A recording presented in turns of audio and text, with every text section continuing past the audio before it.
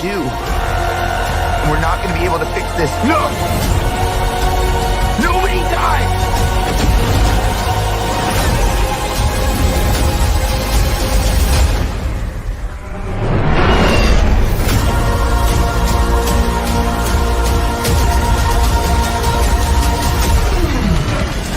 You're strapped to your parachutes. And where's yours?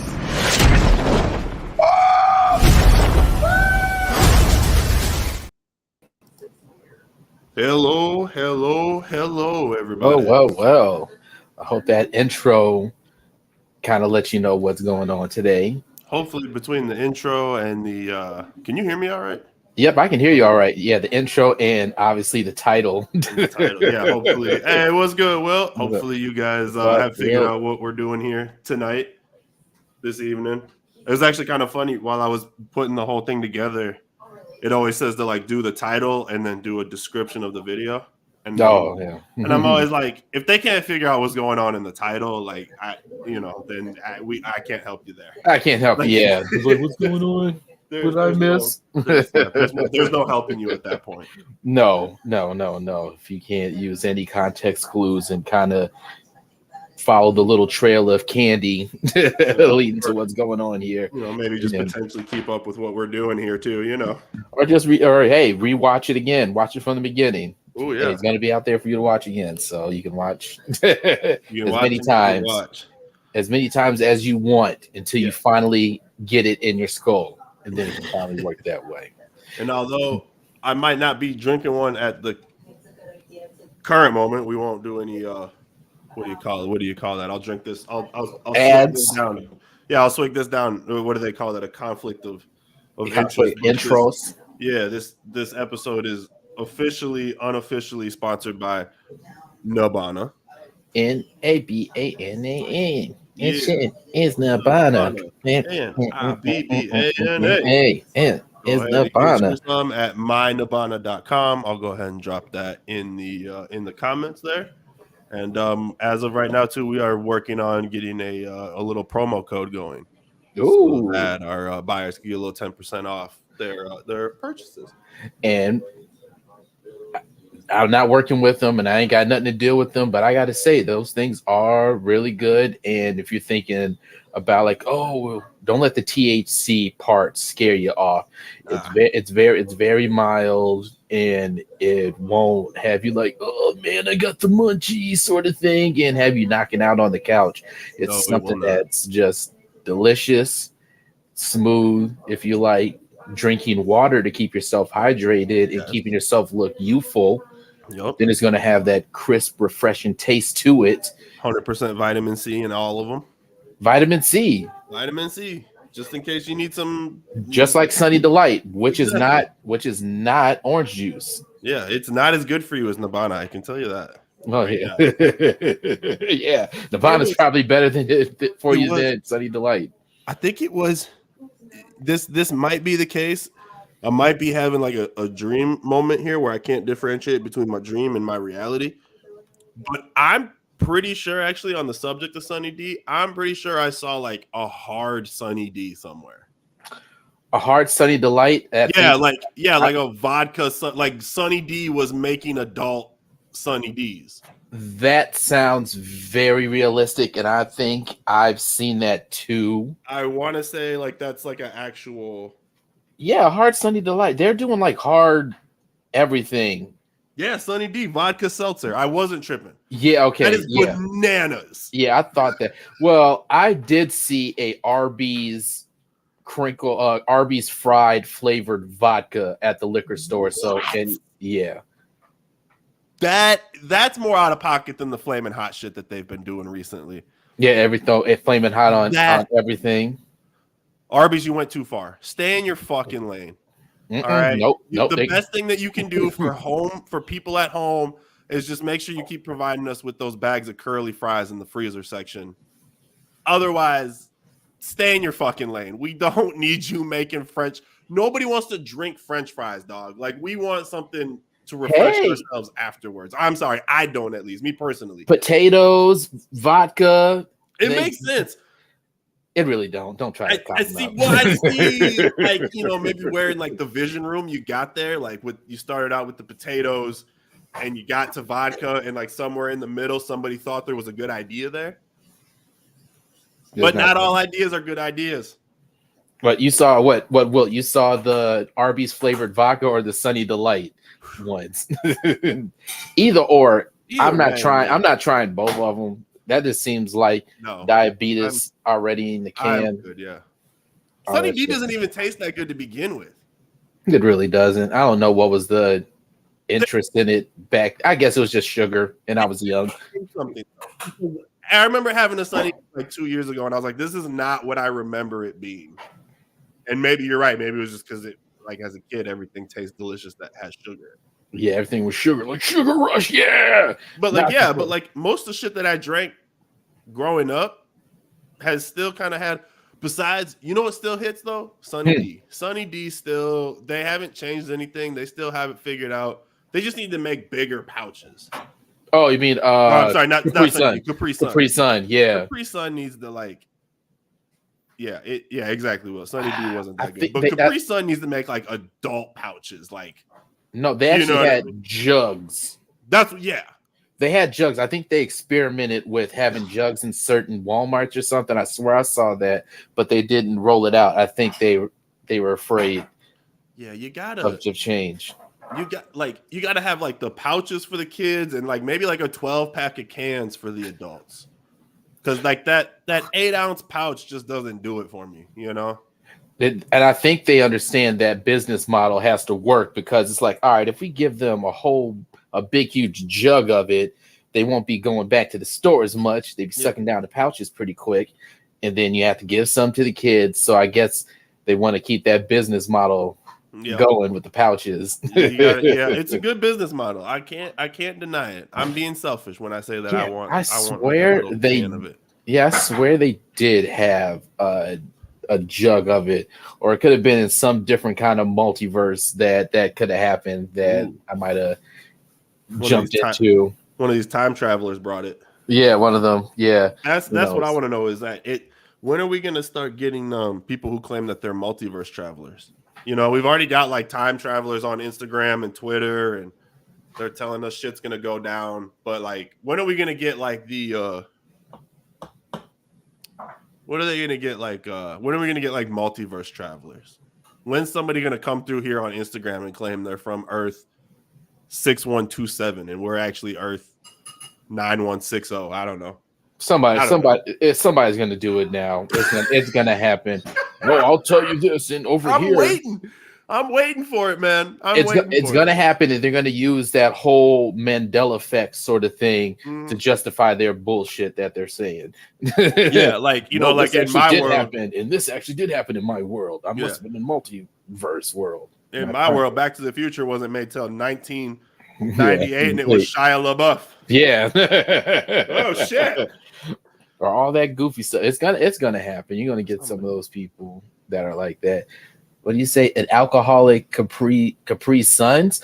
That sounds delicious. A bar that he went to made alcohol. I would imagine like they did some kind of concoction. I wonder what the main ingredient. My educated guess, it's vodka that was probably used in there. But I'm pretty curious. Alcoholic Capri Suns would work because people like those little pouches with people like drinking alcohol out of a straw. So if you gave me like one of those frozen margaritas, but it was a Capri Sun, it would hit. You get that nostalgia value. That's why Sunny Delight is doing what they're doing. Just get that nostalgia and get those people like, oh, I remember this. All the kids that drank it back in the day, and now we're just gonna get you drunk with diabetes on top of it. Yeah, so, first we gave you the sugar rush. Now we're gonna give you the alcoholic rush with the sugar. All right, Sunny D. All right. No. Yeah, speaking of no, when is the man gonna come through with his own seltzers, huh? Where you at, Kool-Aid? Huh? Yeah, I don't think that's gonna happen. I don't think that's gonna happen for the simple fact that Kool-Aid is not inherently a sweet drink its own. This is true. So you always have to add your own kind of sugar level, even though if you're, Mr. Fancy Pants, Daddy Warbucks that had the sugar already in the I was Kool-Aid. gonna say, what if they made them the little plastic twist bottles with alcohol in them, like shooters?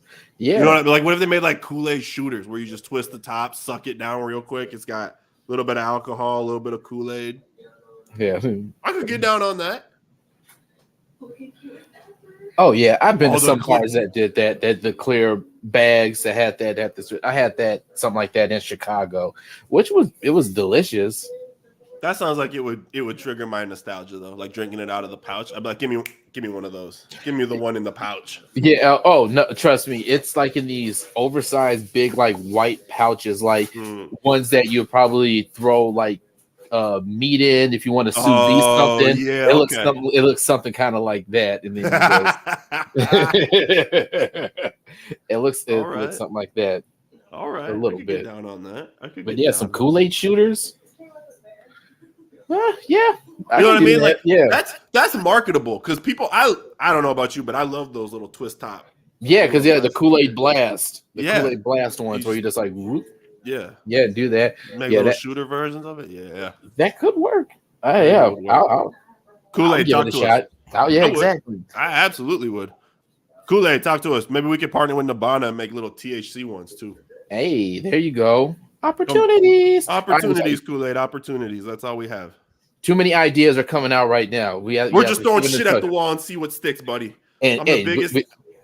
It's on camera. No one can steal it. We know who came with the idea first. I'm a big proponent of let's just throw shit at the wall, see what sticks. And if somebody decides to pick up the shit that fell off the wall and throw it a little bit harder and it sticks, then you did something better than we did. Maybe, or there's no the right people. You're gonna be that, and don't be that person like, and wait till they get like $30 million ahead and be like, yeah, I came up with that first. Watch this video, and then get a little settlement money. Wait, Will, you live in Salem, like where the witches were? Yeah. Damn, you're a masshole, huh? That explains everything, dog. He's a masshole. That explains everything. It explains a lot now. Now I understand you a lot. You're a masshole. That makes sense. Oh my god. I was wondering where this dude came from. Oh man. Yeah, okay. That makes sense. Yep, there you go. All right. Now everything is starting to come together now. Now everything's starting to come together. not like the DCU, but kind of a shot fired, but it is what it is. They're hopefully going to be coming together now. Well, not coming together so much, but we can just jump into it. This is going to be kind of it's the official upon second watch, because we have seen advanced screening of The Flash a week before it came out, and then we saw it on opening night again just to see if the feeling still kept the same. Yeah.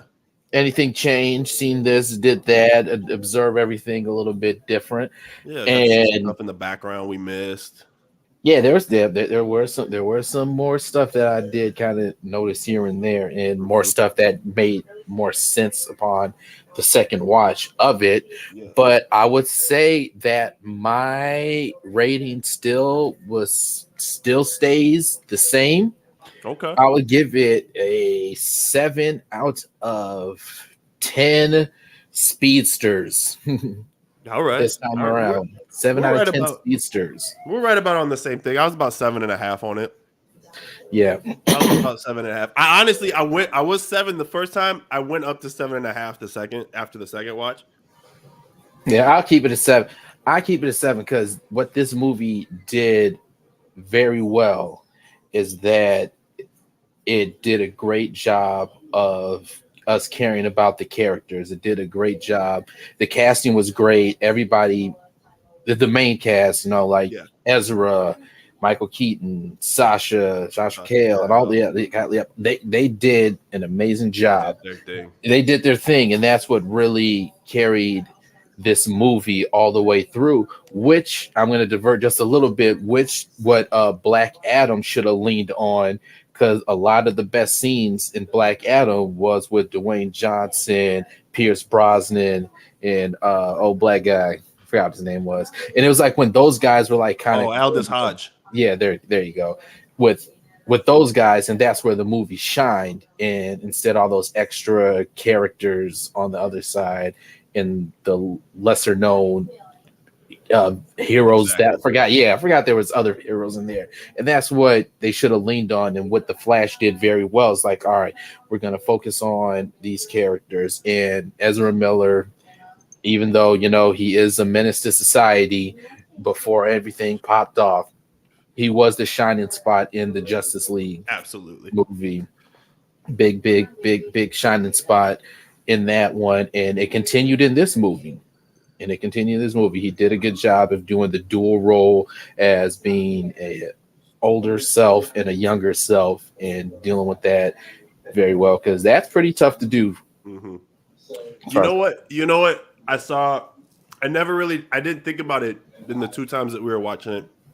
Went back and watched some more internet videos and things like that of people breaking it down. Somebody pointed out a very good point that Ezra and Andy Muschietti, the director, did a really good job of using younger Barry, the 18-year-old Barry, as a means of sort of giving us like a Flash origin movie that he never got. You know what I mean? And like using that character as somebody who just got the Speed Force and doing everything that you would expect him to do. So we kind of got to see that, because we never saw that when he pops up in Justice League. And we never got an origin movie. So them using younger Barry as a means to like give us that, I thought that was kind of cool. Like, I never thought of it in that sense. Yeah. And I was like, that makes a lot of sense, and that's actually really fucking cool. Yeah, they definitely put in a origin story, just because the Flash may be popular to comic book people, but for a wider audience, and especially his origin story and how he got his powers, in a sense, a lot of people don't know that, and they did a good job as far as looping that in to the story. And even like people that I worked with, the amount of people that I talked to, I work with a lot of younger people, like mid to early 20s. A lot of them were like, I love the Flash. Like, I actually love the Flash character, but they know nothing about him. And they're like, I caught the CW show every once in a while here and there and thought that it was pretty good, or I saw him like in the cartoons, but like I don't know anything about him. Yeah, but they love the character. Which, I mean, who wouldn't love to run faster than the fucking speed of light? Right? And do all that other the stuff that he does with the Speed Force, and being able to be fast and phase through things. Yeah. And that was part too. Dude, the way that they showed his powers working, I was like, this is what CW failed to do, because they didn't have the grandiose budget to do so. But like, that was fucking nuts. They had it a little bit like in the first couple of seasons, and then the third season, everything kind of like all right, we have like 6 other Arrowverse shows, so we have to send some of the budget over there, and it definitely went down. But it definitely used a budget a little bit on some of the power, and it was nice how he was able to phase through things, and when he was fighting, was able to kill one of the people just phasing through. That was cool. And then the Flash NATO, which is kind of an old school shout out.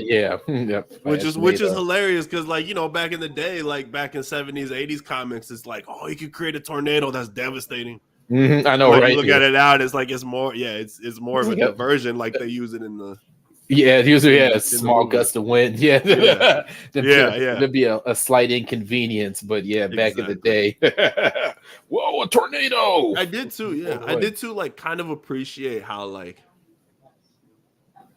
they touched on and really played into like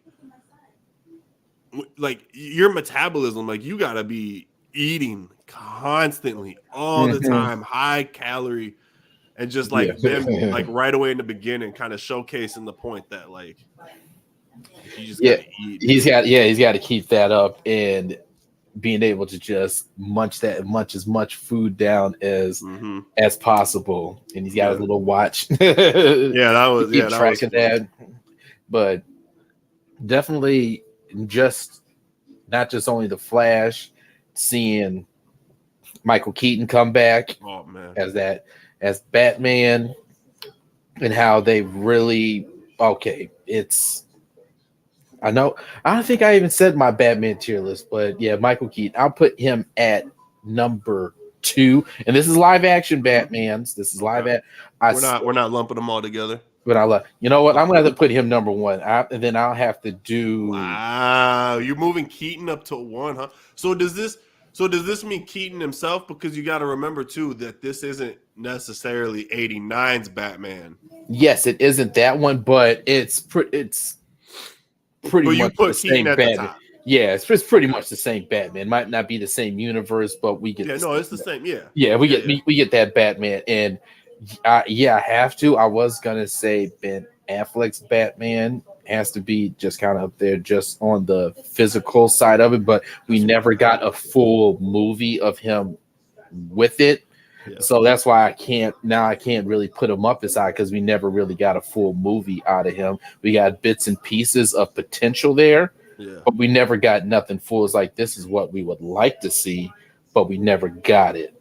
And from now on, I'm gonna keep Ben at 1, but I'm gonna put an asterisk next to it now that you made those points. Yeah, because he still was my favorite to watch, and he definitely was like, I was like, holy shit.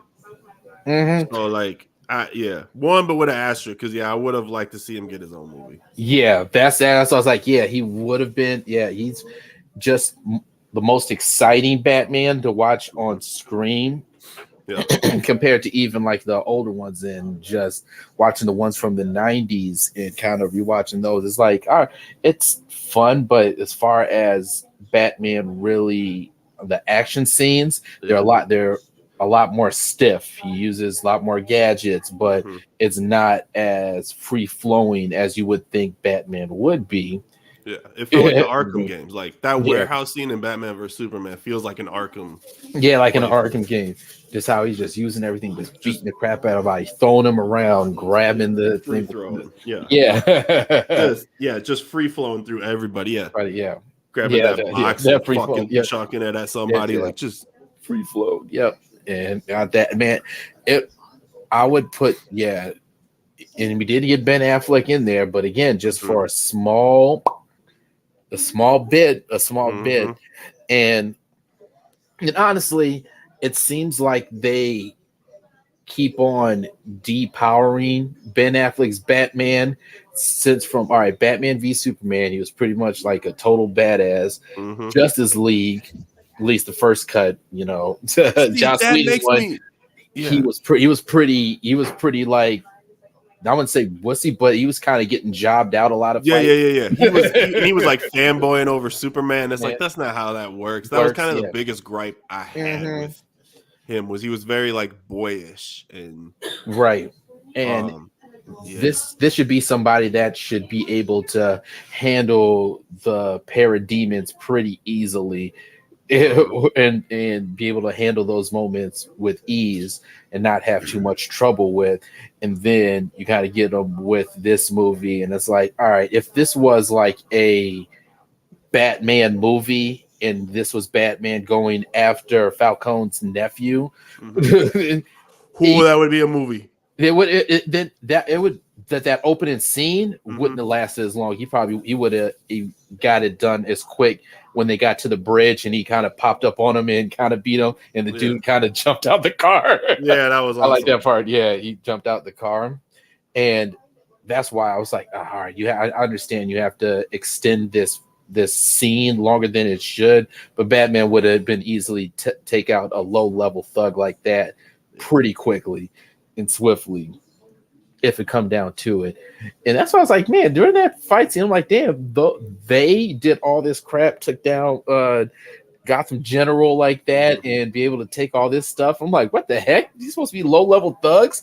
Getting their hands on these chemicals. Yeah. I really wanted to see that Deathstroke movie. I really did. I really did. Because man, Deathstroke movie, it would have been cool to see him in the Ben Affleck movie. Well, because that's what I'm saying. I heard a rumor about what the script was, and I don't know if you know the name, but John Campea. The name sounds familiar. So he's got like a bunch of. He's not a bunch, but he's been around the block in the movie game, and he's got his own daily YouTube show. Mm-hmm.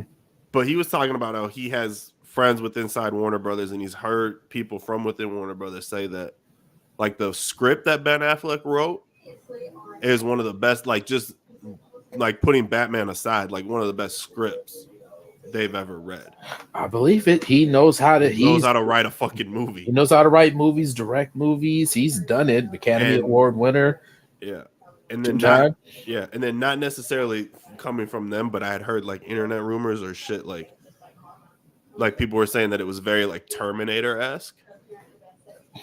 And like basically like the basic premise of it was, since this wasn't aged Batman, some shit goes down, Deathstroke looks for revenge and figures out that Bruce Wayne is Batman, and he starts killing off people in Bruce Wayne's in Bruce Wayne's life and trying to like hunt them down with that as he's trying to draw Batman out, and it's like a game of like cat and mouse. Okay, I was like, damn, that would have been fucking nuts to watch. Because you would get also the detective side of Batman trying to figure out, where Deathstroke's at, and you also get that. So you get both of. Well, you say Christian Bale again. We brought this up on the live showing that Christian Bale was a good Bruce Wayne. He was an excellent Batman. And it was shoddy. It wasn't that. Christian Bale is lucky, and I'm gonna say it. Oh shit! Strike me down. Yes, they're about to say some blasphemous stuff. That's what I was gonna say. I don't think Christian Bale's Batman would last if Nolan's movies weren't so good. No, I agree. Nolan really, but I also think that was kind of they're still good movies. They're good movies. They're great movies. They're really, really good movies. Those are some of the best superhero movies that you can go to and watch. And then you can show those to other people who aren't into superhero movies. You can send them like, all right, put that in front of them. And that's the thing with the Nolan movies is like, if you can strip away the Batman character a bit and kind of place that in, you'll still get a good movie out of that in a general sense.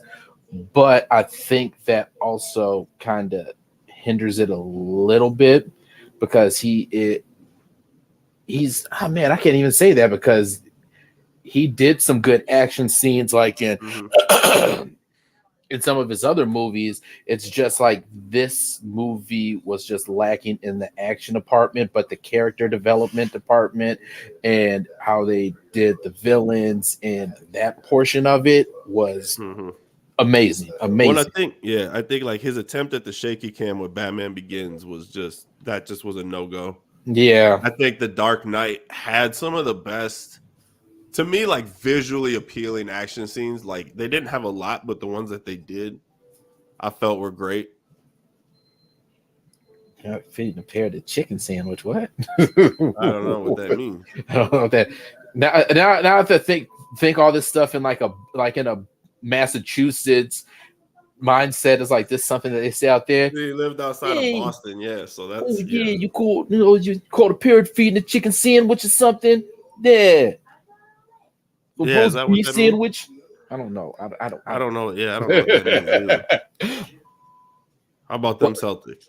Yeah. Trash. But, hoi, boink. Yeah, he had a good run, Will. You had a good run. Yeah, yeah. Don't have the soundboard with us. But yeah, those Christopher Nolan movies, they were really, really good as far as what they were, as far as character development. Like you said, the shaky cam and The Dark Knight. and again, that's just still more character development. There was really no real action. There weren't, scenes. but there was some good ones. I felt like there was some good ones in The Dark Knight. Like there was the scene in the nightclub where he goes after. Yeah, it was very brief, but it was very just well put together. Like in that, just having it in that kind of wide shot.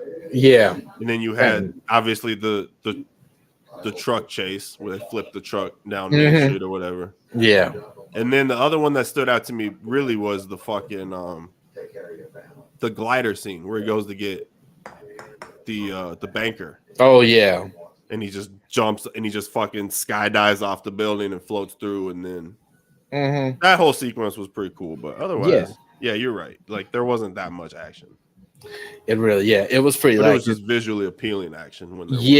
So it was like he knows how to do the set pieces stuff properly, and then that brings it back to how Michael Keaton's Batman in the Flash movie and how they did those action scenes. It's like, okay, oh my god, where was this dude? Yeah, and it's like, all right, now him kind of like going around, him throwing the batarangs and using it to ricochet and doing all this other stuff. And it's like, okay, this is what Batman is. He's a badass. He can do all. He's a master martial artist. He does all of it. He does all that. He does all that stuff. He was trained to be a super badass, and it's like now we actually get to see it. Even an older Batman can still kick your ass, and that's how it should be. Yeah, he came in there and whooped some ass. Whoop, like boom, boom, boom, boom, boom, and him being able to. And I would say this, and I do like how there's like, all right, he needed that shot in the arm, and figuratively and literally when he was like taking all this stuff up and stitching himself up, and you can see like in his face, it's like, I kind of missed this. Getting into this kind of stuff, and that was like a nice little nod to show him like good to put the suit back on, and make a difference and be that hero that has been missing for so long. It seems like, even though Gotham is apparently the safest place.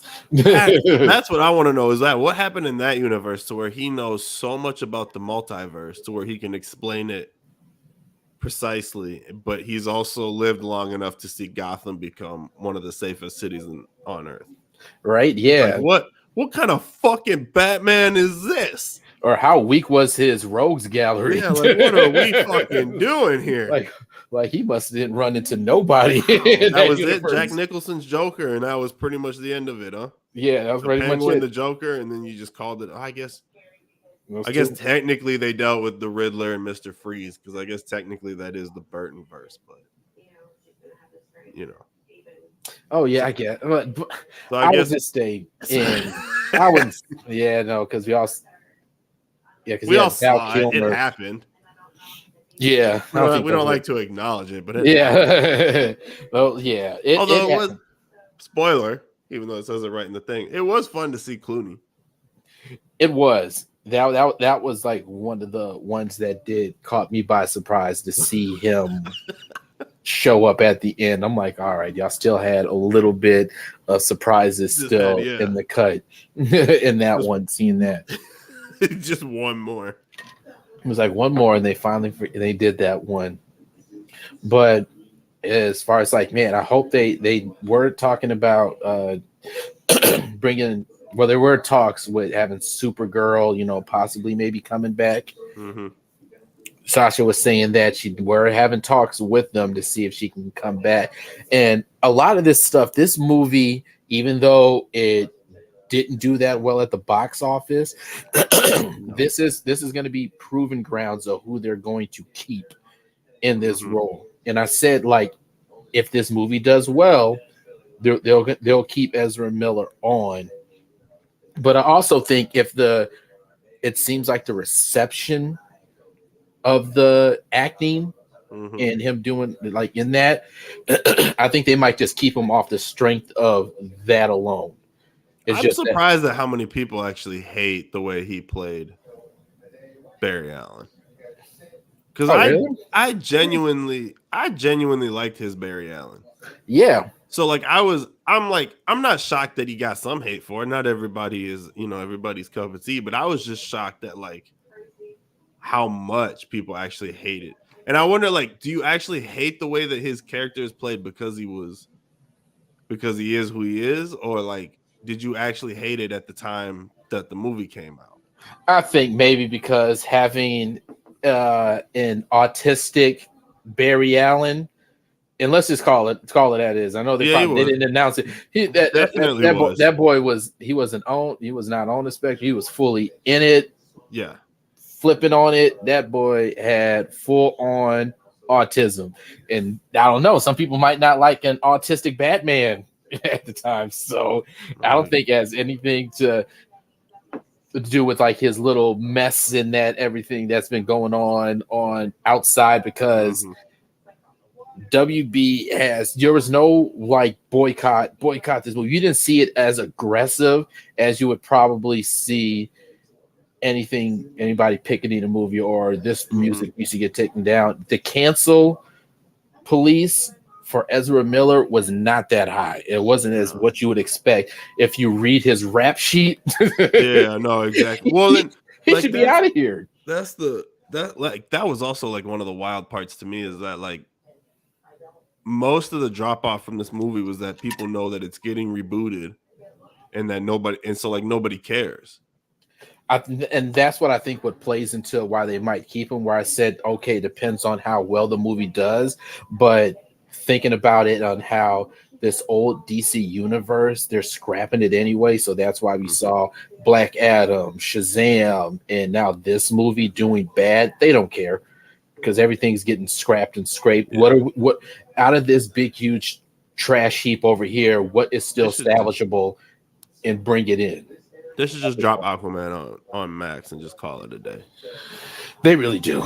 They really do. I think I'll watch Blue Beetle in theaters, but that's coming. That's going to. Oh yeah, of course that's going to be, because he's continuing on into the new universe. But no, Aquaman. That I think there's going to be a game time decision. It's going to. Hey, if you guys want to see it in theaters, here you go, but also be on Max. How they used to do like the whole Netflix thing, like, oh, see it in movies or watch it on Netflix. It's like, just what am I gonna do? Of course I'm gonna go watch it on fucking Netflix. Like, no, yeah, it's like, no, people are gonna throw it on Max and let people watch, because there ain't no rumblings or peep about that movie at all. It's coming in December, and even movies like that are coming out even later on in the year or even earlier, we got trailers for movies, and this movie made like over $1 billion worldwide, and the first one did. And oh yeah, that's true. Yeah, the first Aquaman made money. Fuck, it did. It made money. That movie made a lot of money. And how you ain't hear not a peep or a trailer. You see some stills of how his suit's gonna look in this now, but other than that, you ain't hearing nothing. They don't have faith in this movie. Drop it on Max. They're not gonna scrape it like they did Batgirl, but they might as well, because this movie. They might as well just drop it on Max and don't announce it, and just people will just see it in the new releases. It'll spread across the internet. It's like, whoa, shadow drop it and just like right there. Everybody will be fine. We'll be fine. I think that will be the best option for them to make a buzz about this movie and get some type of return for this movie. If they just drop it out of nowhere, here you go. This is the movie. Do what you want with it, because it ain't got nothing to do with nothing anyways. But what we got planned. But yeah, that's it. Yeah. Don't try to compete, because you got fucking Dune and you got fucking Mission Impossible and fucking What else is Interstellar? But that Aquaman movie ain't coming out to the end, towards the end of the year anyway, and I think they did that. It's like Christmas, isn't it? Like December. I think they did that just because they're trying to figure out what the hell they're going to do with it. I think they probably are like, let's push this back. We might move it up a little bit if we want to throw it on Max or something, or drop it a little bit early. But the movie's not gonna. But seeing again towards like the end credit scene, seeing Jason Momoa show up at the end of the movie as Aquaman, it did show some faith that they might keep him around. They probably will. I think they will because he's not a bad Aquaman. He's the reason why Aquaman now he's not a joke as much. Right. You have a badass like him doing it. Yeah, that's like kind of the thing for me is that like it's like bittersweet to see it end because it's like it had to go. Like the decisions that were being made, the movies that were being put out, like this version of the DC universe had to end. Like this had to go. But yeah. But 8, 9, 10 years ago, like when they like this first cast, like this, it sucks to see this cast go. Man, when they announced the slate, when the Man of Steel came, and then they announced the Batman v Superman, and then all the other movies that were coming, we were like, oh man, it really widened the eyes. And like, Marvel, you got somebody coming on your heels with what's going on. And then Batman v Superman came out, and we all know the story behind all that. Question. All right.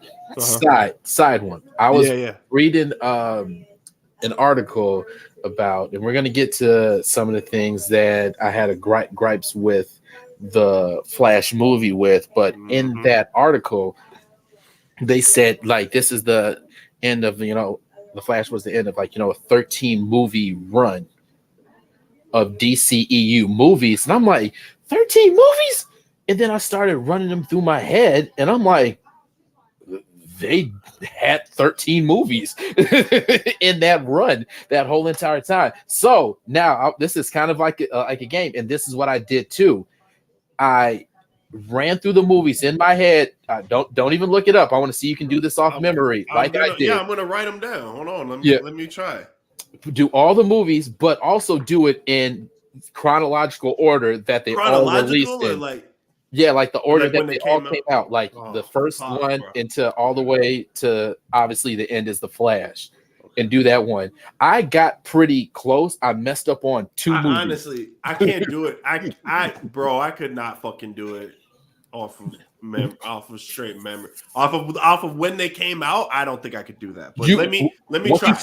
Once you start going, it starts to roll in your head because that's what happened to me. Once I started going, and then my memory started to go, and I'm like, oh yeah, that did come out. Oh yeah, that did come out after that one. Oh, that did work out. Oh, that did happen. And then I was like, oh man. I was like, I want to see if y'all can remember too, because 13 caught me by surprise because it did not seem like that was that many movies that came out in that time frame. And 13 movies from when the first one dropped all the way up to now. And you would never have thought that. You would think that it was probably like 5 or 6. But nope. And that's just an tribute to how mishandled this whole universe kind of just went down. Yeah, I definitely got some of these wrong in like their order that they came out, but I'm rolling now. Wait, oh my god. And you'll be shocked at like how this kind of started too, because I also look like if I was because like the first one was in 2013. Yeah, I remember that. Yeah, it's been a long fucking time. It's been 10 years. And you got to think about as far as full fucking decade. Think how far Marvel went as a decade. Mm-hmm. They had the entire Infinity Saga. Mm-hmm. Well, fuck, what are you doing over here? I know. Well, everything trying to stop this dumpster fire from getting even more crazier on there. All right, but let me know when you finally got 13 of them, because I think you'll probably be surprised by some of them, and once you start doing it, you're like, oh yeah, it was 13. And we're starting all over again, and hopefully with some of these characters coming back.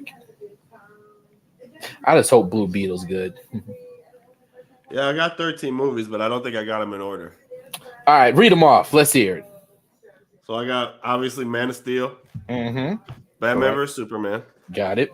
Wonder Woman, That was Suicide Squad, Okay. Justice League, the theatrical release, Mm-hmm. Shazam, Aquaman, Mm-hmm. that Harley Quinn movie, Okay. The Suicide Squad, Mhm. Zack Snyder's Justice League, Shazam 2, Black Adam, and The Flash. Am I missing one? Close, because you said that was 13. Yeah. So this is what it is. Close, and you actually were not that far off. So this is the order. So it's Man of Steel, Yep.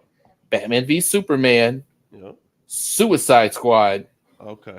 Wonder Woman, Uh-huh. Justice League, Yep. Aquaman, Shazam 1, Mm-hmm. Birds of Prey, Okay. Wonder Woman 1984. Oh, that's the one that I was missing. Yep. So Completely wiped from my memory, dog. yeah, it was terrible. Forget the pandemic and use that as an excuse. That movie was straight basura. Mm-hmm. That one totally left my memory. And I counted 2 Justice League movies. I counted the Zack Snyder one as one too. I was like, yo. So you take out the Zack Snyder one and throw Wonder Woman in there. Yep, that crap Oh my god. came out. But yep, that one, 84. Then the Suicide Squad, Okay. Black Adam, Shazam 2, and The Flash. 13 movies. Wow. I'm in shambles right now. I was thinking, I'm like, I did not hear Wonder Woman 2 because from you. it completely gone, bro. Because it was Completely. that movie was bad. It was so bad. It was so bad, and I always when people say how bad Wonder Woman 1984 is, I tell them go rewatch Wonder Woman the first one. Oh my That god. movie, it's just The drop off is incredible. it's incredible, but the drop off isn't as bad. It's just because how much Wonder Woman the first one didn't have much to come up from the previous movie. So of course it's like, all right, we have a decent movie that's actually, it's not bad, but it's not at high of a standard as people initially had it at.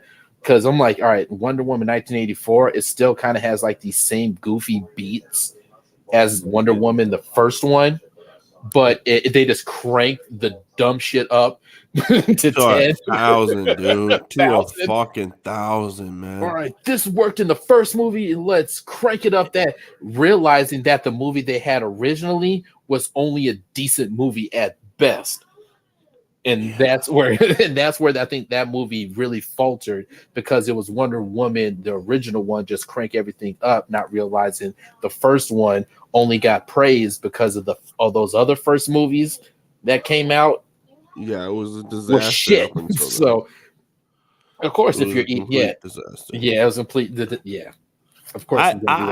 I knew that this whole thing was going to be a disaster. I honestly, dude, once I still had faith. We walked out of BVS and I was like, what the fuck was that? What are we doing here? Yeah. And then I remember strolling through Walmart and I saw the BVS Ultimate Edition. I went home. I watched that. Ew, And I you was gross. You paid for that? and I was like, yeah, I did. And I was like, Ew. what were they doing? I was like, they missed an entire narrative. They edited and skipped over an entire narrative that actually made the movie make sense. Like, at least like story-wise, it made it make more sense. It laid out the longer one, it laid out, and I'm like, it doesn't have to be 3 hours, but you could have edited this in a way to where it laid out the story a little bit better, And to where it just, the way that they edited the first one, it looked like a kooky cartoon.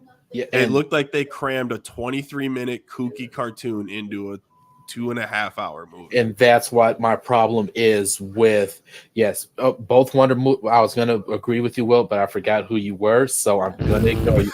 Both Wonder movies are not solid. We're not, but this is why I say Zack Snyder was not right. This is why it doesn't work, because he cannot or he cannot, and they cannot shorten the movies down. It always has to be this long movie to get his point across, and that cannot work at every single juncture. You can't just sit there and say, this is what I originally. Every director has a 4-hour cut of their original movie, but you have to knock some things down, reshoot some things, that he just doesn't know how to do that. Of course, his 3-hour long movie is going to make sense because he gets to put anything that he wants in there, but that's just not how it works. But that's where I knew like we were like going downhill from there. I was like, oh fuck, dude, because Man of Steel worked. It was 2.5 hours, but he made it work. It set the foundation. That's why when everything was announced, he made it fucking work. And made the it problem work. Set the foundation. Well, and the problem was that instead of like fleshing out Batman's story and Superman's story and then having them collide on a linear trajectory, he just crammed Batman into a Superman story. Like he was like, oh yeah, actually, guess what? I hate that shit. Yeah. I'm sorry, I do. As much as I actually enjoyed, as shitty as the movie is, I enjoy the movie because of the performances. Again, that's the innocent. The casting was as perfect with that universe. Yeah. The casting was fine. I take that back. Jesse Eisenberg as Lex Luthor. He was a little goofy terrible. for me. Yeah. It was a little I didn't like that it was his son. I was like, all right, let's not do that. But, it wasn't good. But yeah, like I enjoy watching it. But yeah, it's like, all right, we're doomed here from the start. If you can't just cram his fucking. And I also felt like that was like Batman versus Superman should have been a movie in between their two trilogies or something. Like it should have culminated like a Civil War. Instead, they tried to cram it in with Civil War. Like, do you remember that? Like it came out right about the same time. Yeah. And the thing about it is that it's not just only a Batman or Batman's getting crammed into a Superman movie. Wonder Woman's getting crammed in there. The Flash is getting caught in there. Doomsday's getting crammed in there. Hey, I got this file with all these different metaverse people. Here you go. Here's Aquaman. We're shoving everybody in here. But that's when you lay the foundation for that, is that you just show either those clips or you just show those files, and then you roll out 3-4 movies after that. You roll out an Aquaman movie, you roll out a Wonder Woman movie, you'll roll out a fucking Flash movie, and then you even potentially roll out a Cyborg movie. I don't know how well it would do, but you could potentially make just slide him into the Justice League, be like, oh yeah, well this is what happened. Yeah. But at the same time, like, yeah, you had to roll that out. Instead, they tried to catch up to Avengers when you didn't need to. And I was thinking this, and I thought about this like a long time ago when I think it was the end of Justice League where it was like Lex Luthor on the boat and you got Deathstroke and everybody. I'm like, you know what should have happened instead? Like you said, roll out all those singular movies, knowing that Lex knew about all these meta like humans and everything.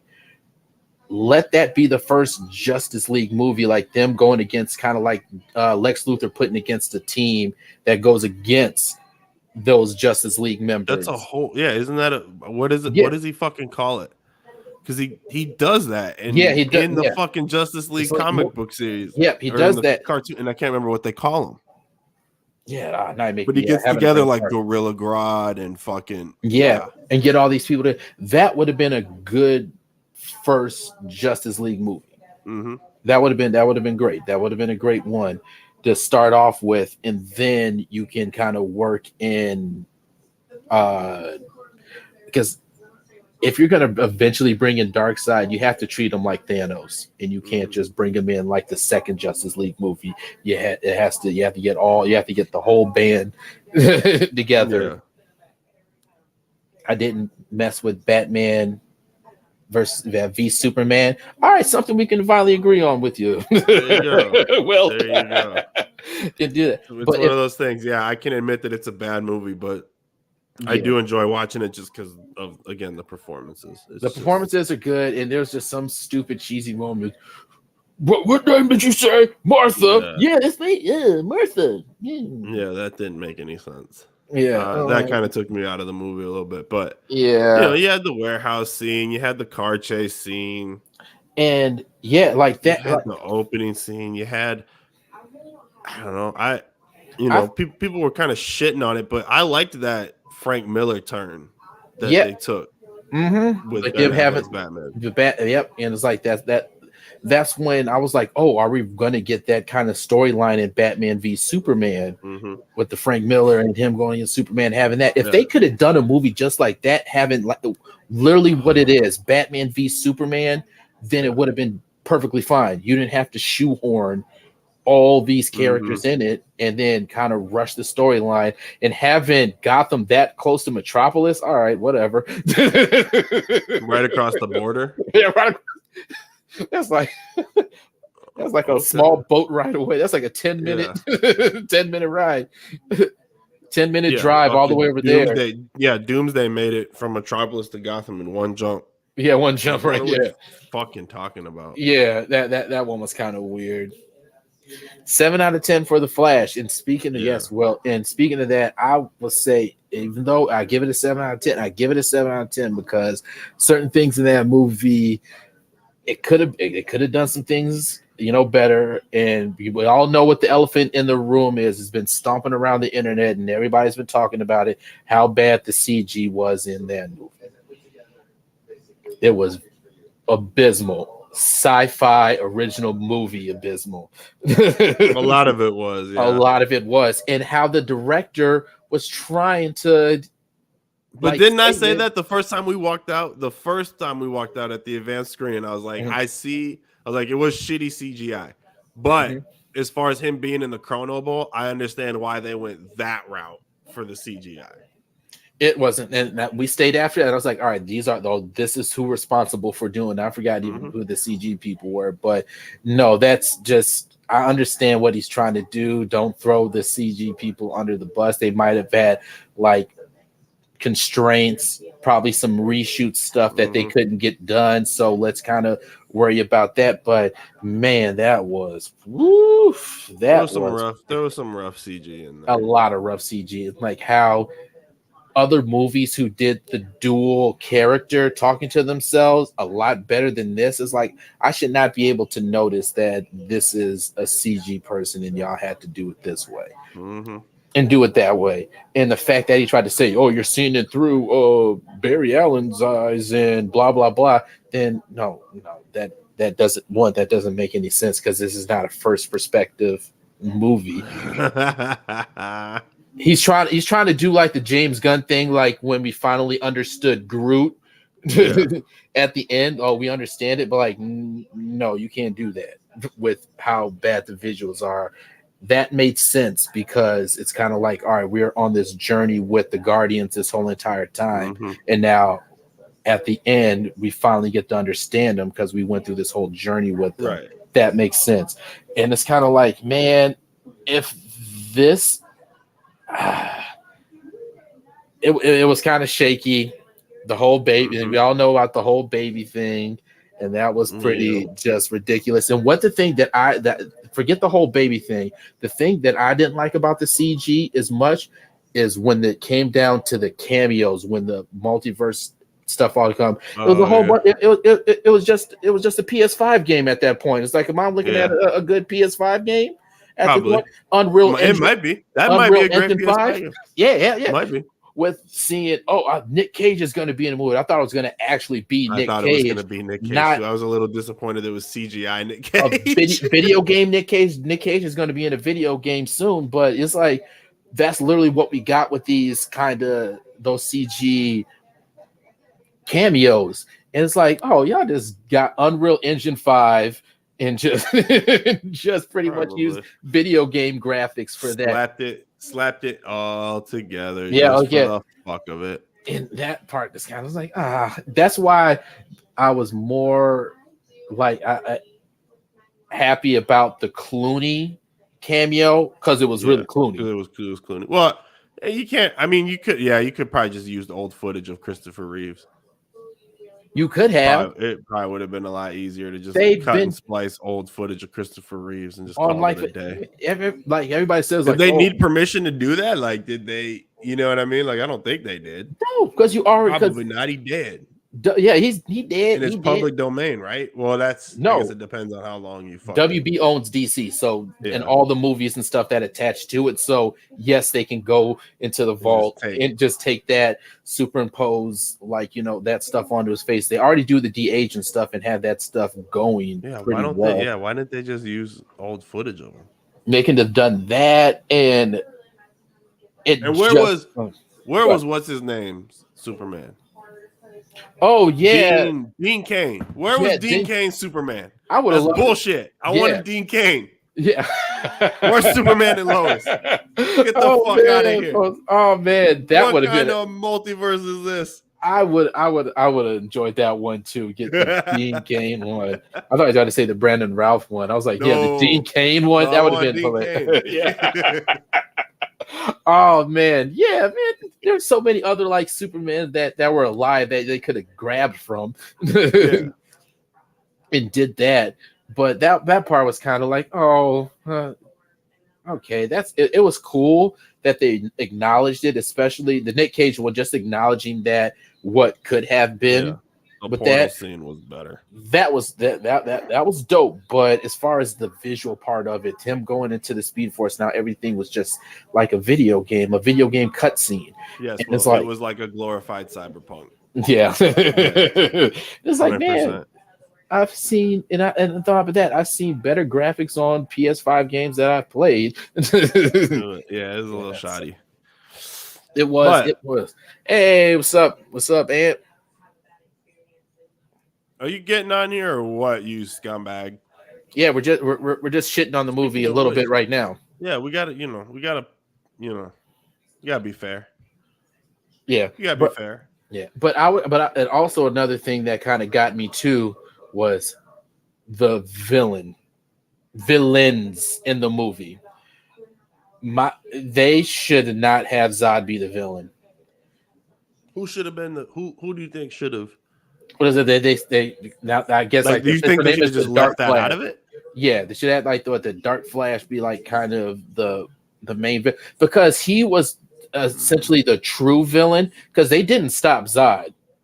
No, because that was a fixed point in time. Yeah, and but then the true villain came through and like you really if you're gonna kind of make Zod as like the villain, you didn't get too much of it at all.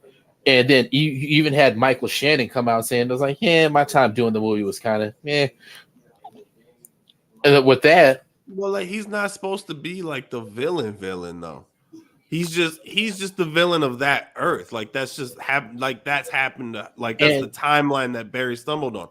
He could have stumbled upon like any other fucking time. I mean, like. We could have gotten Schwarzenegger as Mr. Freeze. What about that? And if that was the case, we shouldn't have spent so much time in that timeline. Or what could have happened? Well, why not though? Because that's like the.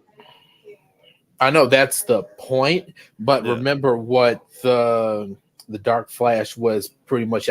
He wanted to kill. He was the one that he was the main one, but he kind of he punched him in that timeline just so he can die, so he can so he can still try to figure out a way to save his mom because he saw that future Barry it was going back in time, so that's why he knocked him out of that and knocked him where he was supposed to be at.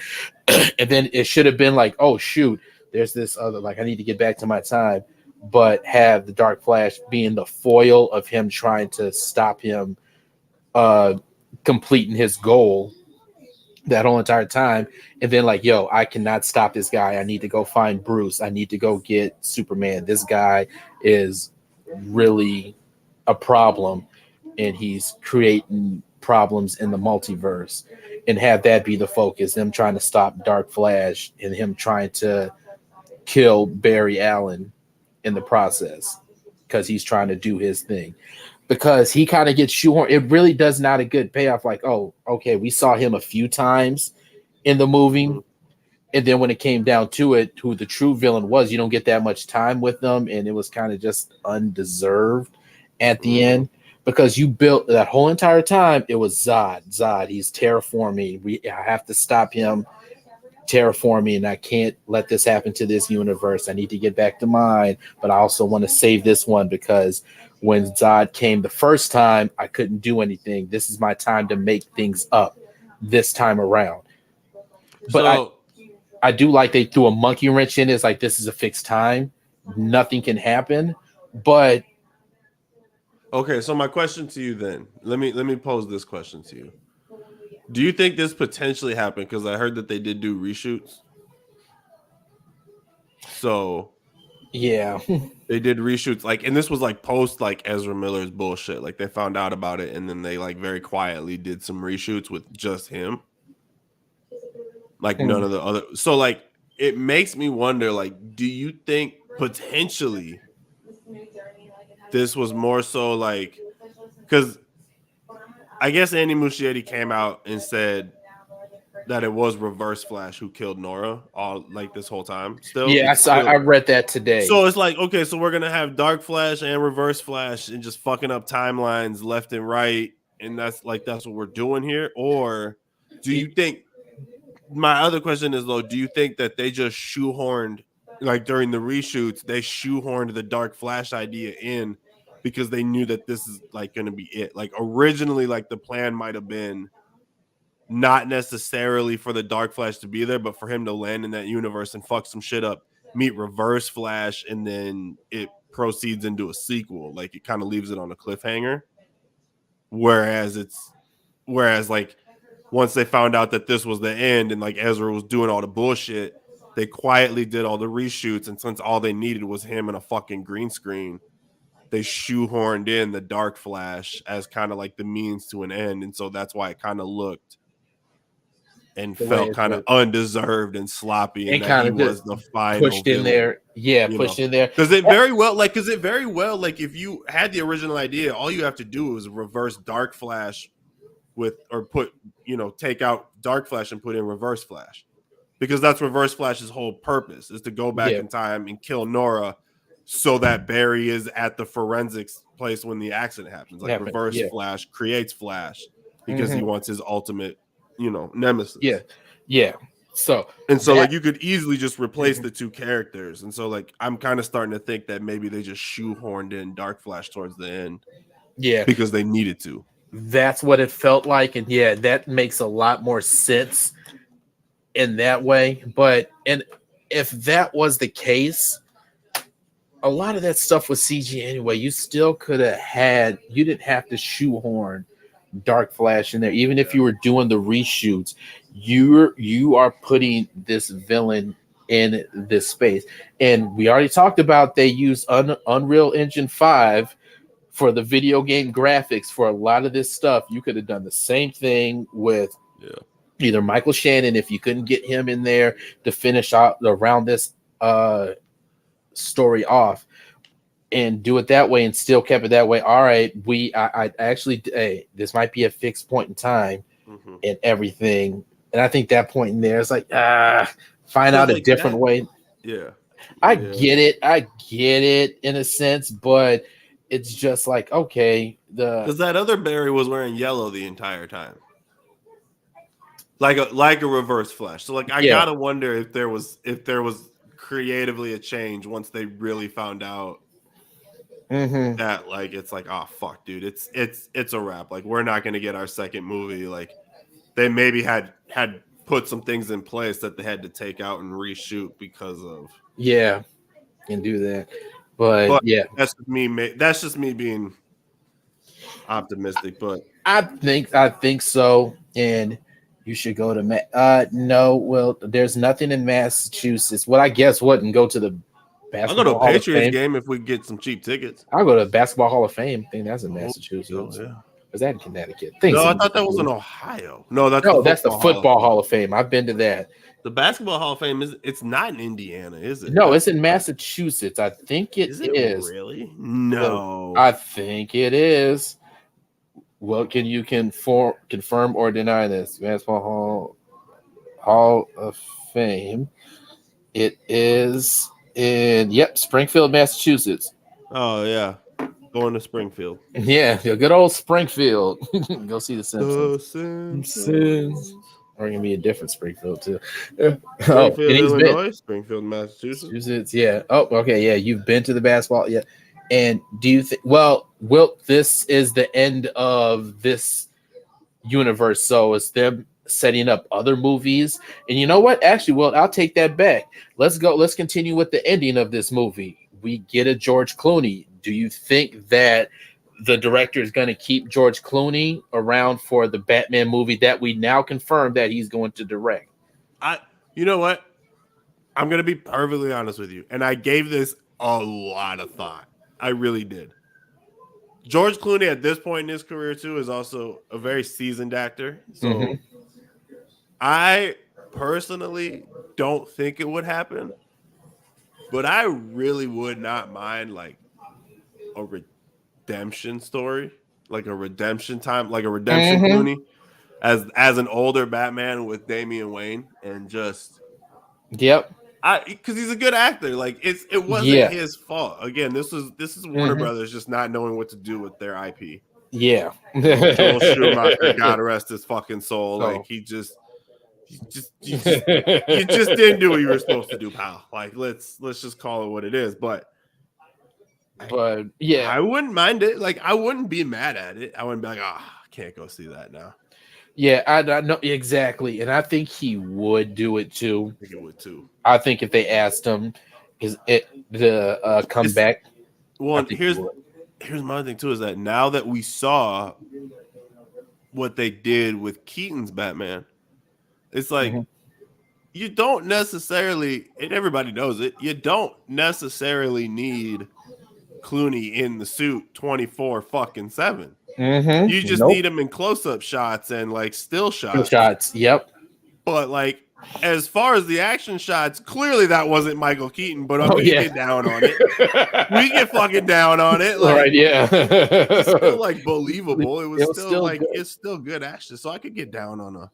Exactly. I could get down on a maybe Chris O'Donnell comes back as the Red Hood. Like maybe he's just a jaded fucking some weird version of the Red Hood. Yeah. Oh yeah. I could get down on it. However, though, I am wondering where they're going with this Batman Brave and the Bold, because I thought we were getting a younger Batman, but apparently we're not. No, if he's having a son. So like what? And I'm cool with that, and I'm cool with. I'm intrigued. I'm intrigued, and I think if it's asked, and I think if there's enough rumblings around, and I think they would like, all right, to make it easier casting, and if George Clooney is cool with it, he definitely, because you said it, George Clooney is a seasoned actor and he's A-list, but he's one of the A-listers that won't mind doing something like this again and jumping into as well. He's not like a thespian and I got a method act. He's like, no, he's done some movies. He done like a straight to like Amazon Prime movie or some shit. I think it was Peacock movies and stuff like that. A fun movie with like him and stuff like that. So I think if it was asked of him, if it comes around to it, I wouldn't mind it. It would be cool. Enough money, like that. I don't know what shape Chris O'Donnell's in right now. He's in those cots though, so I would imagine he's in decent shape. Free Alicia Silverstone. I don't know where the fuck she is, but let's give her a redemption while we're at it too. Yeah, her come as back, or have her as Oracle. Just be Oracle. Yeah, that's what I was gonna say. She Oracle. Be Oracle. Sit her ass down in a chair. Yeah. She can get a redemption story. Right. Well, they probably are going to do future Flash movies. I don't think it's going to be with Ezra Miller. I think it's going to be recasted as like a younger, different Flash. Whether they go Barry Allen or whether they go only time will Wally tell. West only time will tell. I don't think they will do, if they're going to do another Flash movie, It's going to be a different timeline. It's not going to be a sequel to this one necessarily, because like we just got done talking about how that ending and how the story was kind of just muddled in every way and everywhere. Because okay, if Reverse Flash was the one that killed Barry's mom in that movie, where the hell was he this whole entire time? And we got that's what I'm saying. So they're done with that movie. It's going to be a totally different version, and it's going to be something totally. We're going to get Reverse Flash in the second movie, but it's going to be a different universe, in my opinion, with that one. And this is what's breaking my heart, dude, is that we are going through so many different iterations of these characters. And it's like, could you guys just like can we just nail it down here? And for the next 10 to 15 years, these are the characters that are synonymous. Now, granted, okay, I get it. There is going to be the whole Elseworlds label, which I'm cool with too. I am down with it, but I can separate it. Yeah. I like the other Batman movie that they got over there, the Joker movie, the separate one that they got over there. That's just over there. It's nothing over here. So yeah, keep it over there. That's fine. Keep it over there. That's great. I'm still gonna consume all of it, but origin story. Well, the origin story will. He can explain it in the Flash movie. It's something that you ain't got to dig deep into at all. He's not a deep villain. He's not a deep villain. Yeah, exactly. He's not a deep villain. That can get explained in a quick minute of dialogue, and and that'll be it about that one. Yeah, that you don't have to spend time on that at all, or any time at all on it. Period. No, just have. You know what I would love this to get into is that if we get an Injustice trilogy out of this, like towards like the tail end of it, like their end game would kind of be like Injustice 1 and 2.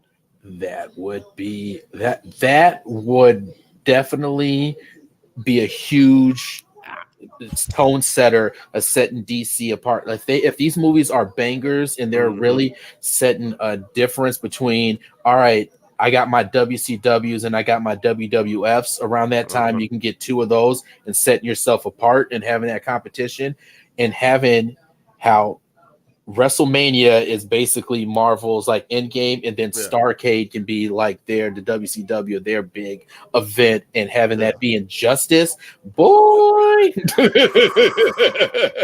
Oh my God. That would be nuts. That would put some butts in the seats.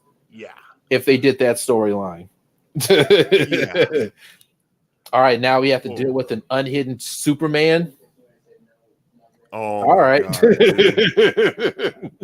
The guy that we've been propping up as the hero now is pretty much now a villain. Completely unhinged. Splits. Yeah. Oh, yeah. Dude. Oh, dude. Yeah. That'll be nice. That would be nice. Or some iteration. They won't go fully deep in sort of like the storyline, but take the big story beats of it. And I would. I'll be all for that. But all they have to do is just nail down. I know they're going to do fine. I know I said it before on the previous pod that now James Gunn has to deal with a character that has a lot of backstory and a lot more expectation put onto him, because he does well with characters that no one knows shit about. So you can kind of do what you want with them in a sense and make us like these characters. Now this is Superman. Now this is people, like it's something. He's basically got Jesus. You can't like. That's the thing, and that's the thing too, is that like there's so much pressure because automatically from the jump you're not going to make everyone happy. But at the same time, like you still got to find like that middle ground of, what? I think somebody that can make everyone happy just because he has, good faith with consumers is James Gunn. That's true. I think because he has like good faith with it. This is not like, oh, guess what? We have Michael Bay directing the movie. Then it's kind of like grown. This is where like this is kind of where like I'm having, I'm getting, I'm not going to put all my eggs in the basket, but I have faith now that like like I saw the Suicide Squad, I saw Peacemaker, I've Mhm. seen the 3 Guardians of the Galaxies, I've seen the Flash. They're pulling Andy Muschietti from the Flash into James Gunn's universe. Like I'm actually like excited to see what they're gonna do. Yeah, what they're gonna do, what is coming. So that's why I'm like, all right, and I like, because did you get a chance to see that interview that he did I'm about with Lex halfway through Luthor? it. I'm And about halfway through yeah, it. so like with him, like you said it before, they're doing the quality over quantity, and we're just gonna deal with this right now, and then we can go and just work things down the line, which is, I got faith and I like it. You're not just shoving a 10-year plan, even though they might have it all laid out, a good 10-year plan. Yeah. We're not putting that out there to the public quite yet. We want you to have faith restored in the DC universe, and that's what I hope that they're going to do, and I think that's what is going to happen. The video games, no, the Injustice video games were good, even though they were like a whole bunch of. You can't compare anything to Mortal Kombat, though. That's like saying, like you can't. And you can't say that if it wasn't for it's the those same game, just without blood. And you can't, and you have to give it to Injustice. Those were the games that the whole cinematic storyline that you get in the later Mortal Kombat games started with. It kind of started with DC versus Mortal Kombat, but still DC's in there in the Injustice games, kind of that cinematic storyline that a lot of fighting games are trying to put out now and have like a good, deep first-person story. Injustice was the games that put that out there. In there, so those games weren't bad. And the second one, if you take your time and like play it through and play all the different modes and all the different presets, and you can the way that you can modify the characters is bananas.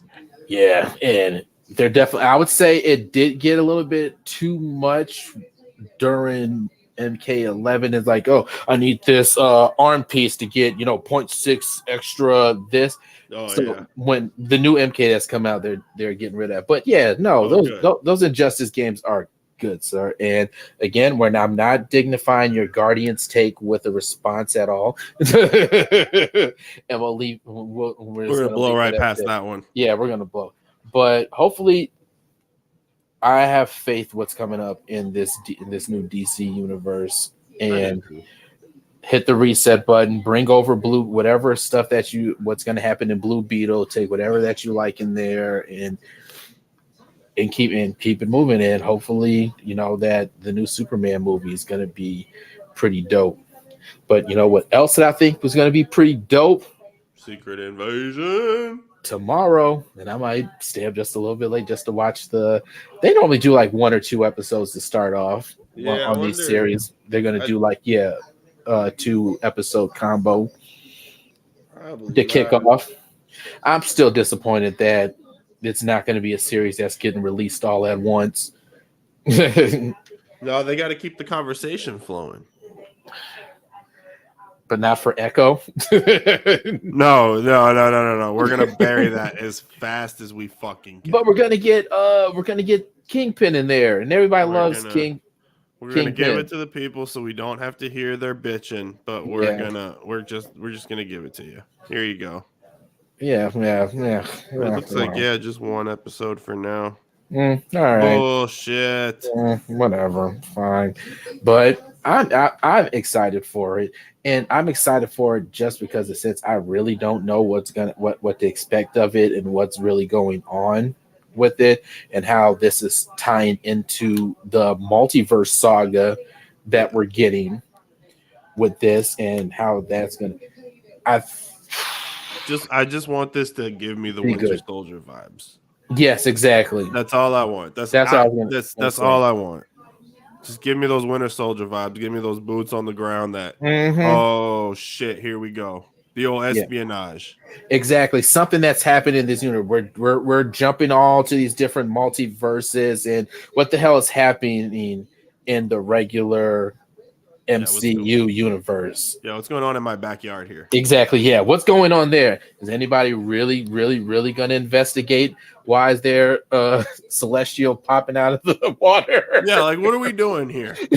What No is one- going on? They still Haven't talked about it. They have not talked, but like that would have been experimented on, took it in. Like, what the hell is this? Yeah, like dude, what?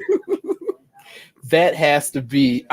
You know what? I'll be surprised, and I would, applaud them if that is somewhat of a reason why they might be invading and trying to figure that out, or get some of that tech, or what the hell's going on with the celestial kind of just sitting in there.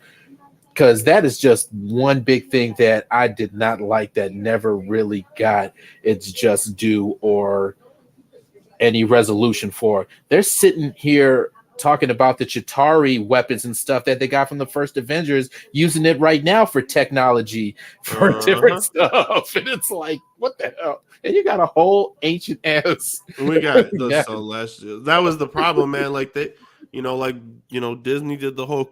They did quantity over quality, and you kind of jumbled all that. You kind of jumbled everything up, because like Loki laid a great foundation.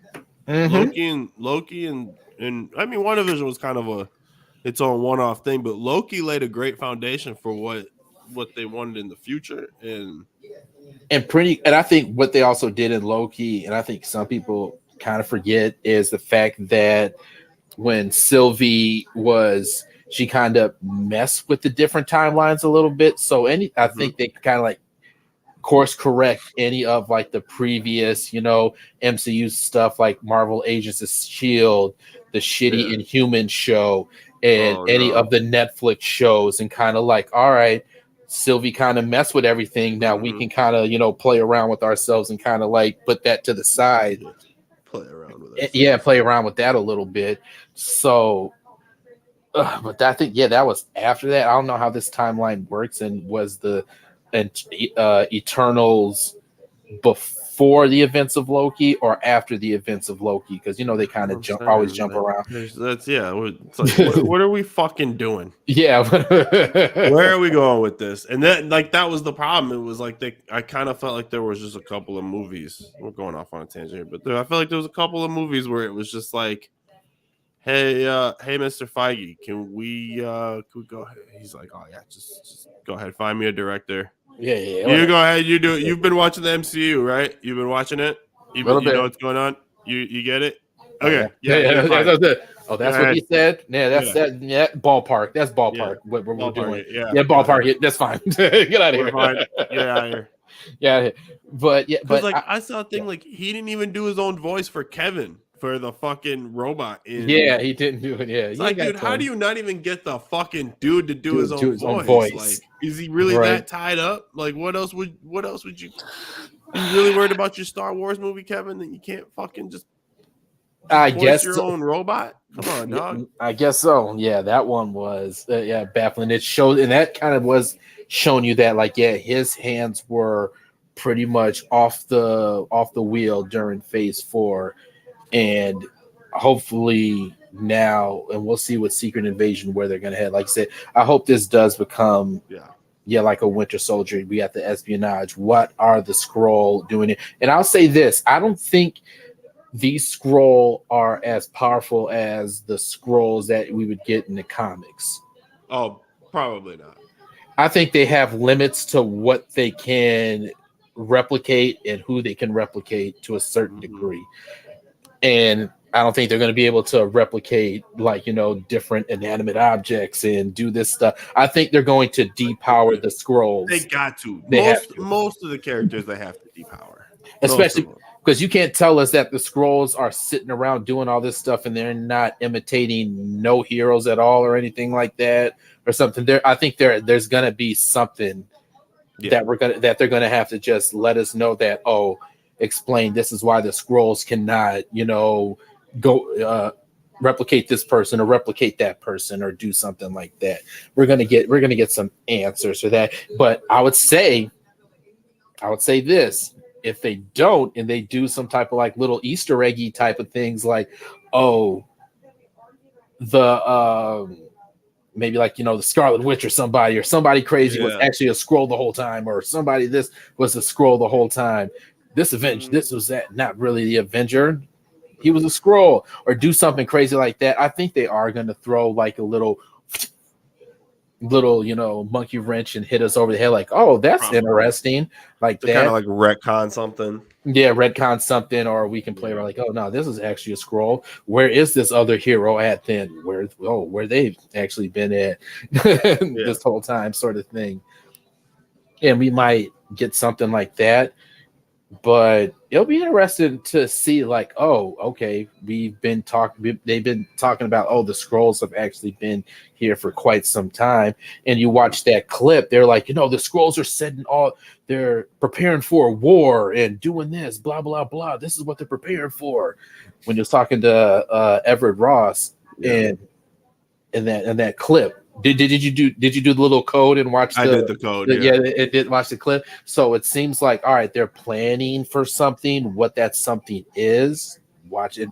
Hey, we're gonna find out. I'm wondering what is their big game, and I like the fact that we pretty much don't know anything. So that's what I'm interested in. I'm interested what happened in that first clip of it and what is to come, because I think it's only 6 episodes. It's not going to be long. 6. So they're getting in and out. So hopefully they get to the shits pretty quickly. Yeah, hopefully. I think this first episode is shit's just going to be popping off left and right. I feel like this is not going to be a slow episode. I feel like within the first 5 to 7 minutes, it's just going to be go, go, go, go, go. That clip was pretty much the first 5 minutes. So it was like, we're going. So I guess maybe 7 to 10 minutes in. Good 45-minute episodes and such. Keep them 6. Keep it like how they did Winter Soldier and Falcon. Just keep it. Which the series, I did like it. It was actiony, and it didn't really slow down, or it might have slowed down when they were hanging out on Falcon's boat and stuff. But the old gumbo boat. Yeah, gumbo boat. But Lieutenant Dan, we got a boat. But I'm excited for it. This is one just because it has the name Secret Invasion on it. I think just like Civil War, it's just name alone and not necessarily.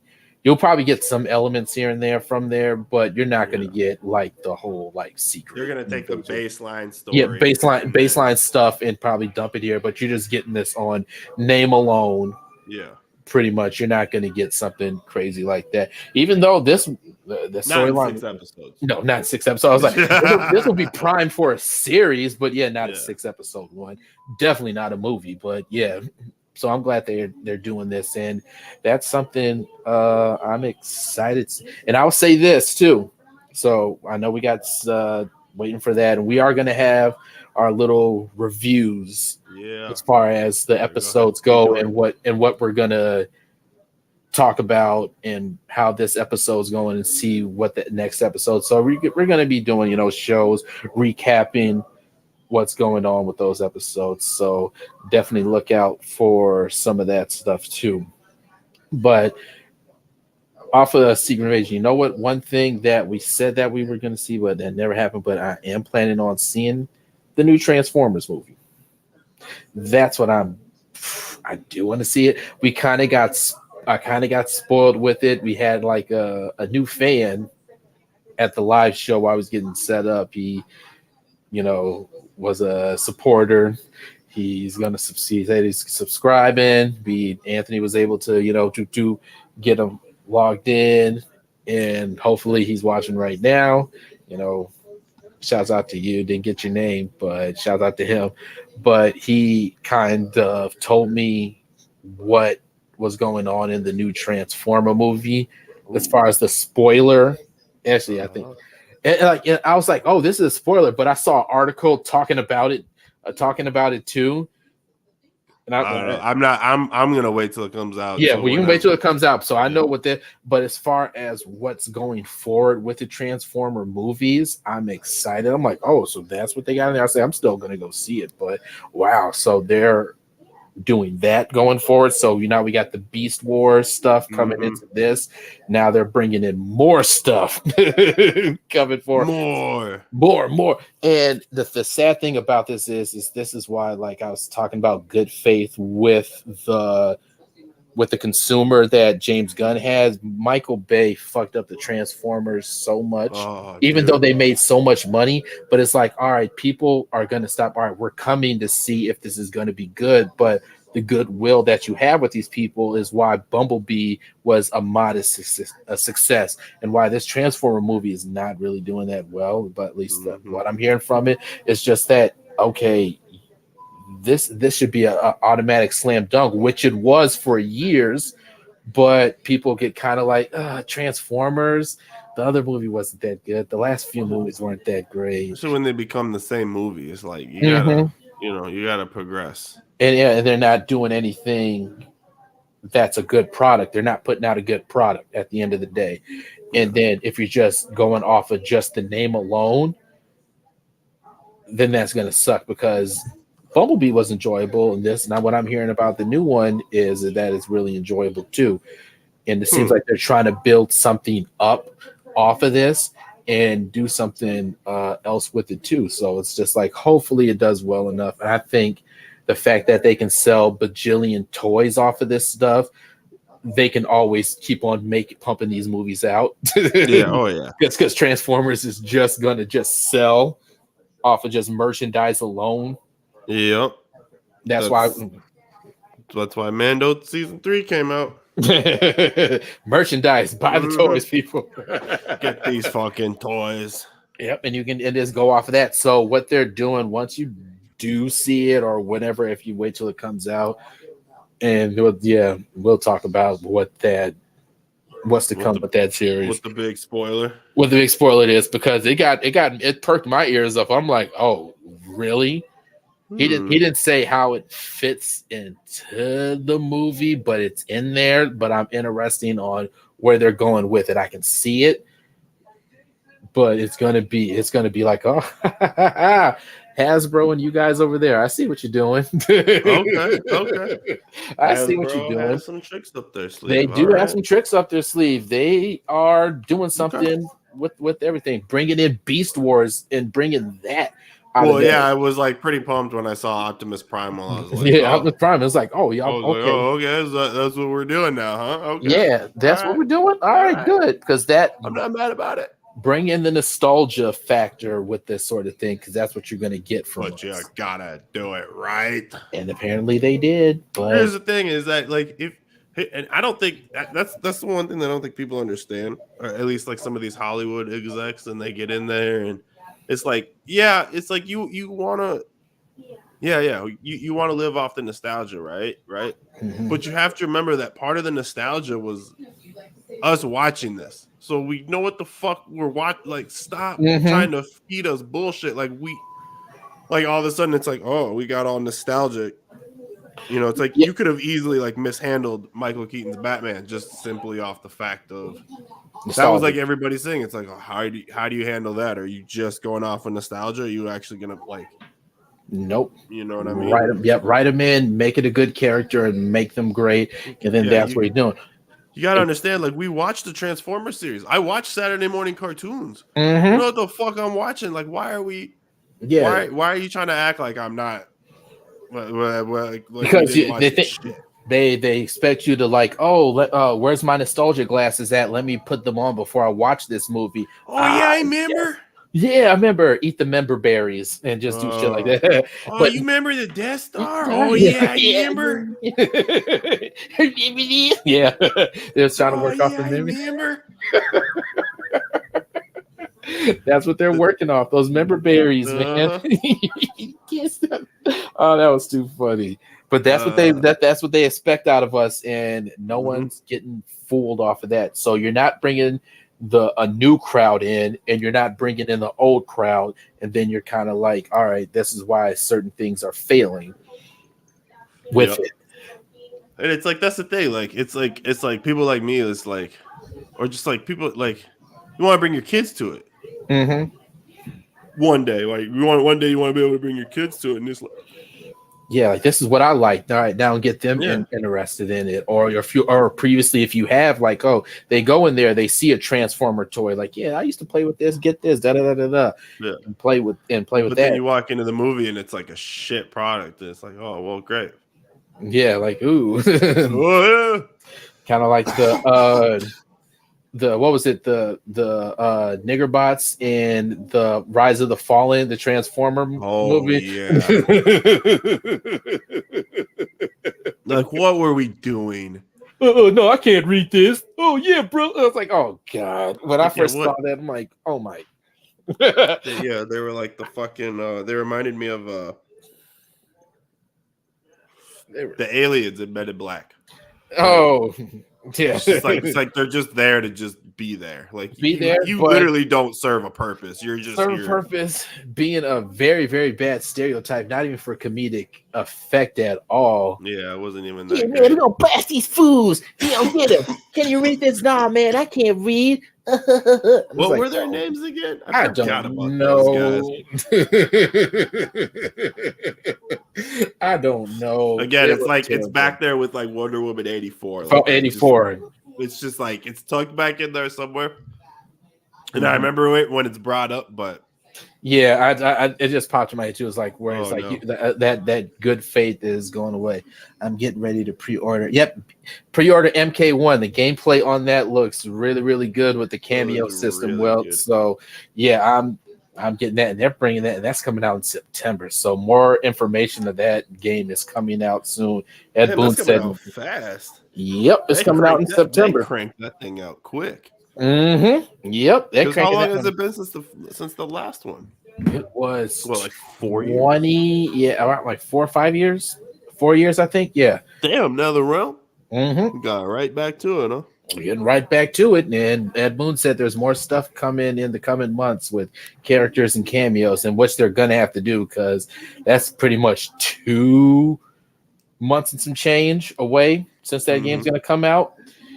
But yeah, we're gonna get some more. So yeah, Who would you want to see? Like if you could contact NetherRealm and be like, this is because obviously they have the contract with Warner Brothers, so they can pick and pluck anybody out of Warner Brothers. ooh, as a As like who would you love to see just as an MK character? as an MK character, as one. Man, that is a good question because they pretty much did a lot of the people and a lot of cameos, and not even just. You know what? I wouldn't even say it's not a WB character. You know what I would say?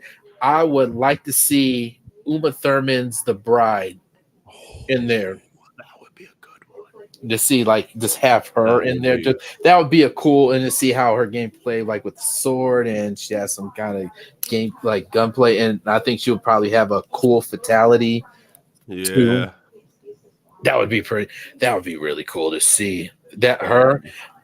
Man, who else would probably? My knee jerk for WB would be Pennywise. Oh yep, that would Pennywise be. would be a good. Get another clown character. They had Joker in Yeah. MK11, so yeah, get a Pennywise. That would be fun for doing that. Or like, see, like I think you could pick and pluck any of like, dude, if you did, like any of their characters from like the Conjuring universe, like if you pluck like the Nun or the Slender Man, like kind of pluck some like horror movie characters out of there, Ghostface. Yeah, no, they like, I think they've done Ghostface in the past. They might have. not Ghostface. They did Leatherface. Okay. Mike. Yeah, I remember Leatherface and Jason Voorhees. I remember that whole horror series. Yeah. Yep, and they did Freddy Jason. Krueger. Yep, they did Freddy on in MK9. They've done Terminator. Yep, they did Terminator. They did Rambo. Rambo. I was kind of disappointed in Rambo actually. For that. It wasn't as like grandiose as I thought it was gonna Yeah. be, you know. Yeah, but it was still kind of funny just to get it that you got him in there. They had Yeah. Spawn. Spawn. In the last Spawn was a good pickup. Yeah, but if I would say, you know what, even off a funny one too, I would probably just like a goofy character or just one that no one would expect, and it would probably be like sort of a jokey character. Kick Ass. That would be a good one, actually. That would be. Or what was Watch it? Aaron Taylor Johnson bite off some noses. Yeah. Oh yeah, he is great. Or what was it? Big Daddy? Or have him in there so you can get Nick Cage. Oh, yeah, there we go. It's like not quite Batman, but get him in there. Actually, you know what? I'll take that back. Not Kick Ass. Get Big Daddy? I think that's what his name in there. It from Kick Ass. Put him as a character because the Nick Cage stock is pretty high in the past, few years, and just have him as a character in there. I would, yeah. You want to know who I think would be a fun character? Like that would just be like a good, you know what? We'll throw him in for free because I know the actor would do his own voice too. Like you wouldn't even have to plug it. Like he'd probably do his own dialogue just for the fun of it. Mm-hmm. Tyler Durden. Ah, yeah. Like if you just did a fucking Brad Pitt Mortal Kombat Tyler. Yeah, Fight Club sort of thing. Yeah. That would be cool. Like that would be a fun one. Yeah. I was thinking about that would be a fun pull just to see how they would do his gameplay. Yeah. Or that wouldn't work just because of how that art style is. I was gonna say maybe some from Sin City, like Marv from Sin City, or something like that. It's like a bruiser of a character, but yeah, ooh, no, there's I can, this because they did have Hellboy in Injustice 2, but what if they? Let me look at some of these movies I have over there. That would be cool because do like a pop culture Mortal Kombat. That's pretty much what they've been doing as far as like the MK from MK9 up to Injustice 2, like having the Ninja Turtles as playable characters. It's like, come on, what are we doing? Right, it's for fun. You know, why not? Yeah, but they already announced like some of the pre-order. John Wick could be a character. John Wick would be dope. That would be dope. But they I think some of the leaks came out for the first DLC people. They're gonna have you watch the Amazon show Invincible. Yeah. So Omni-Man. Okay. That's a good one. That's a good choice. Omni-Man. Not mad at that one. Omni-Man is gonna be one. So, but those are rumors. But a lot of the times, these MK rumors, they tend to be legit. Be legit to a certain extent. But don't be mad at Omni-Man. Yeah, so because what happens with this, a lot of the time they will have it'll be like Amazon Brazil or somebody will fucking come on. Oh, Peacemaker might be one, but that would be a good one. Yeah, I get down on that one. Yeah, Peacemaker, Homelander. Okay, speaking my language here. Homelander is gonna be one, and some of these are like from the previous MK game. Ermac and Takeda from MKX. Okay, are those ones? But yeah, because I wonder how they're gonna do if this is true, do Omni-Man and Homelander, because they're basically both Superman-esque type characters. Yeah, and how that would work. If I would say if I had to pick between one or the two, I would pick Omni-Man. I'm thinking Omni-Man. I was going to say Omni-Man. I just think his brutality suits Mortal Kombat. Yeah, my head. Yeah, because Homelander is brutal too. Yes. Oh, absolutely, 100%. But Omni-Man, just because it's comics and how far that he can. That dude is brutal. And I think that would fit more of the Mortal Kombat. If they pick the two of them, I would pick Omni-Man. Yeah, out of those two. But that'd be fun to see John Cena. Down on that. I could get down on some hilarious John Cena. And they finally get Jean-Claude Van Damme in the game as a Johnny Cage skin. There we go. Because that's how Mortal Kombat originally was supposed to be, a Van Damme game. Couldn't But get him. no. Couldn't get it. Yeah, but hey, good thing that it never really did happen, or we never would have got probably Mortal Kombat what we got today. So it's a good thing Sure. that didn't go the way that was supposed to. But we shall see. So, all right, think it's time to. Mortal Kombat. You think it's time to whoop whoop whoop? Unless you got any other final thoughts, we can, Trying to think here. I got nothing else. got nothing else. I Well, got nothing else. I enjoyed this conversation. I enjoyed the Flash movie. we did. And I'm gonna enjoy it. I'm debating on whether or not I want to stay up for Secret Wars. I might. We're gonna see what happens. But work comes early. 4 a.m. comes early, but we'll see what happens. Right? We'll see yeah. what the dedication level feels like. Mm-hmm. Yeah, we'll see. We'll see. And we will fill you guys in on anything that we got coming up. We're definitely gonna be doing some recap pods on the episode. And yes, probably Thursday. Yeah, we'll see. Yeah, we'll see. Thursday. We'll see about that. Eventually nail down some stuff for, again, I know I sound like a broken record about the watch party stuff, but we will see about it. That'll probably be like a running joke for us. We'll see. It'll finally happen one of these days. Yeah. When it does, we'll get the confetti out. Yeah, get the confetti out. It'll be a big party. We'll have hats and everything. And then we'll forget to go live. Yeah, forget to go live. Yeah. Somebody forgot to hit the start button. Oh man. But so that is the show for today. It was nice with just the two of the four holding it down on our own little adventure. We didn't have the full Avengers crew. Good thing for these massive shoulders. Yeah, I know, right? Holding it down. We saw that the other Avengers be like that one offshoot comic where it's like not all the heroes were there, but they got two of them. Some. Yeah, just some of them, but you still get the job done. Like the job could have been done, but hey, still a serviceable job. You got it done. We did it. We did it, you guys. But until next time, you guys, signing off from the war room over here. I'm out of here from the dab cave, literally.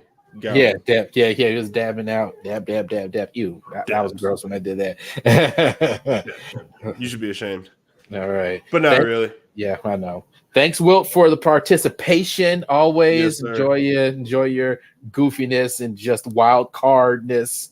Yeah. Always in the chat. It's always fun to read. You masshole. I know. Yeah. Yep. Now we call him a masshole now. Makes a lot of sense. Oh man, and good seeing you for a little bit, Ant. Yeah. Come back next time. Yeah, we'll see you next time. So I'm doing something else right now on a different mission. He's on another ship. As am I. As are we all. Yeah, as we all. All right, and until next time, y'all. Goodbye.